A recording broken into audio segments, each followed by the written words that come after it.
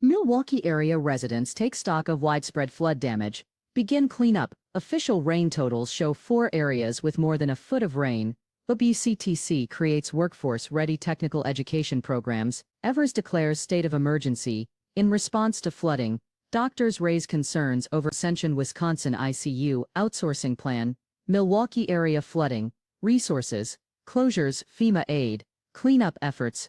Milwaukee residents devastated by 1,000-year flood as homes are lost. As planet heats up, air holds more moisture, and when it rains, it pours. Crown Hardware's longtime family owner sells the Bronzeville business. Wisconsin losing dairy farms, but some persevere. Here's their stories. Following historic flooding, Governor Evers declares state of emergency for state rounds of storms heading for SE Wisconsin on Tuesday. Heartbreaking. Village of Wauwatosa businesses damaged during relentless rainfall. Milwaukee church faces monumental restoration after flood damage. Milwaukee basement wall caves in after severe flooding. Owner reports Milwaukee County flood recovery. Where to get help in hard-hit communities. Milwaukee DPW waives fees for waste drop-off. Pickup video.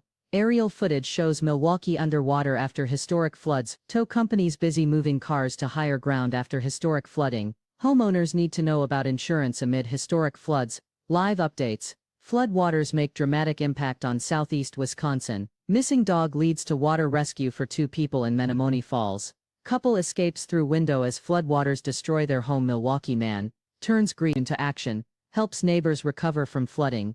NWS explains timing of flash flood warnings after historic flooding. Muskego homeowner navigates cleanup delays. Experts share do's and don'ts. Vendors assess damage after state fair flooding. Washes out the weekend. Germantown golf course underwater as flooding impacts Washington County. Firefighters help Waukesha family to safety after severe flooding. Menomonee River flooding leaves Wauwatosa residents with underwater backyards.